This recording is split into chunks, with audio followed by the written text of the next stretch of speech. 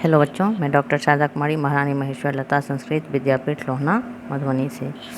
बच्चों, आज हम शास्त्री द्वितीय खंड के लिए जो है वो शिक्षा से संबंधी विकास के दौरान जो विभिन्न तरह के क्रियाकलाप अंग्रेजों के द्वारा किया गया था, जो विभिन्न तरह के आयोग बनाए गए या फिर शिक्षा के क्षेत्र में विकास के क्रम में जो उन्होंने किन किन नीतियों को बनाया, किन किन बातों को लागू किया, क्या सुझाव दिए गए, जो आयोग बनाए गए उसके द्वारा, तो इन सब बातों पे हम पूर्व में भी चर्चा कर चुके हैं। इससे पिछले क्लास में जो है हमने सैडलर आयोग से संबंधित बातों पे जो है वो चर्चा किया था। आज हम उसी क्रम को आगे बढ़ाते हुए हार्टोग आयोग से संबंधित बातों पे चर्चा करेंगे। 1929 ईस्वी में भारतीय परिणति आयोग ने सर फिलिप हार्टोग के नेतृत्व में शिक्षा के विकास पर रिपोर्ट हेतु एक सहायक समिति का गठन जो है वो किया गया था, जिसको हार्टोग आयोग के नाम से जो है वो जाना जाता है। समिति ने इसमें प्राथमिक शिक्षा के महत्व की जो है वो बात की थी। माध्यमिक शिक्षा के बारे में आयोग ने मैट्रिक पर विशेष बल दिया। खास करके ग्रामीण अंचलों के विद्यार्थियों को आयोग ने वर्नाक्युलर मिडिल स्तर के स्कूल पर ही रोककर उन्हें व्यावसायिक या फिर औद्योगिक शिक्षा देने हेतु जो है वो सुझाव दिया गया था।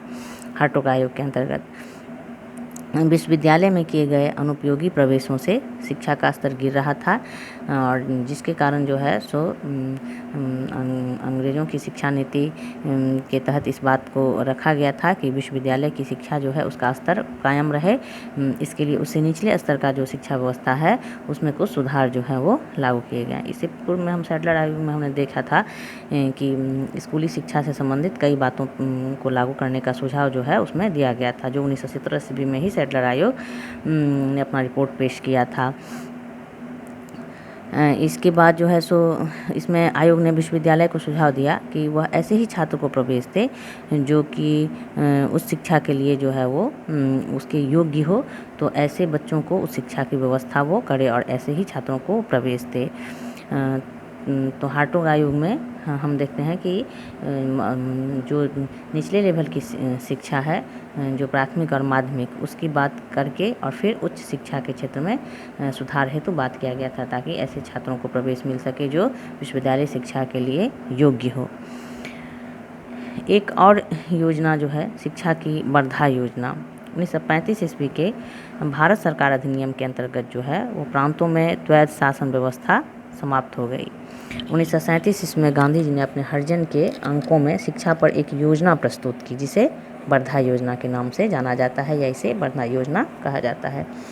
इस योजना के अंतर्गत महात्मा गांधी जी ने अध्यापकों के प्रशिक्षण, पर्यवेक्षण, परीक्षण एवं प्रशासन का जो है वो सुझाव दिया था। योजना में सर्वाधिक महत्व जो है वो हस्त उत्पादन कार्यों को दिया गया था, जिसके द्वारा अध्यापकों के वेतन की व्यवस्था किए जाने की योजना थी। गांधी जी का ऐसा मानना था कि चूँकि भारत उस समय गरीब था और अध्यापकों के वेतन में परेशानी होती थी देने में, तो उन्होंने बच्चों को व्यावसायिक शिक्षा से जोड़ने का जो है प्रस्ताव रखा था, ताकि जो है सो बच्चे केवल किताबी शिक्षा ही प्राप्त नहीं करें, बल्कि व्यावसायिक शिक्षा प्राप्त करके वो हुनरमंद हों और उन्हें जो है सो अर्थ उपार्जन करने की क्षमता उनमें हो सके।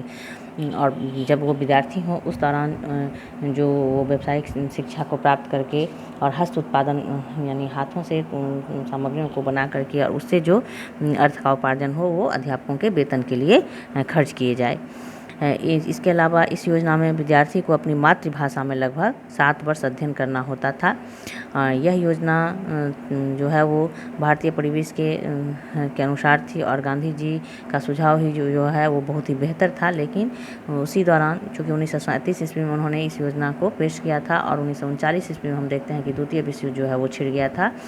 तो द्वितीय विश्व युद्ध के छिड़ जाने के कारण यह योजना जो है खटाई में पड़ गई। हालांकि 1947 ईस्वी के बाद भारत सरकार ने इस पर विचार किया।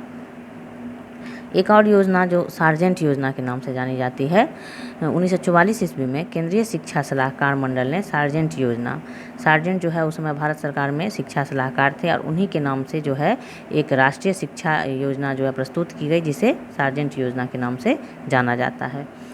योजना के अनुसार प्राथमिक विद्यालय एवं उच्च माध्यमिक विद्यालय स्थापित करने तथा 6 से 11 वर्ष के बच्चों को निःशुल्क अनिवार्य शिक्षा दिए जाने की व्यवस्था उसमें थी। 11 से 17 वर्ष के बच्चों के लिए 6 वर्ष का पाठ्यक्रम था।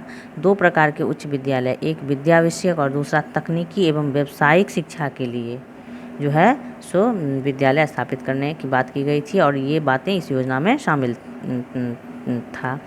इस योजना में इंटरमीडिएट श्रेणी को समाप्त करने की व्यवस्था थी और 40 वर्ष के अंदर ही शिक्षा के पुनर्निर्माण कार्य को अंतिम रूप देना था। पर जो है खेर समिति ने इस समय सीमा को घटा करके, जो इसमें 40 वर्ष के अंदर पुनर्निर्माण की बात की गई थी और अंतिम रूप देने की बात की गई थी, उसको खेर समिति ने घटा करके 16 वर्ष कर दिया था। तो इस तरह बच्चों हमने जो हार्टोग आयोग था, इसके बाद जो गांधी जी के द्वारा वर्धा योजना में बात की गई थी या फिर सार्जेंट योजना में जो बातें की गई थी, उससे संबंधित बातों पे हमने आज डिस्कशन किया। अब अगले क्लास में इससे संबंधित अन्य बातों पे हम चर्चा करेंगे। आज के लिए इतना ही, धन्यवाद।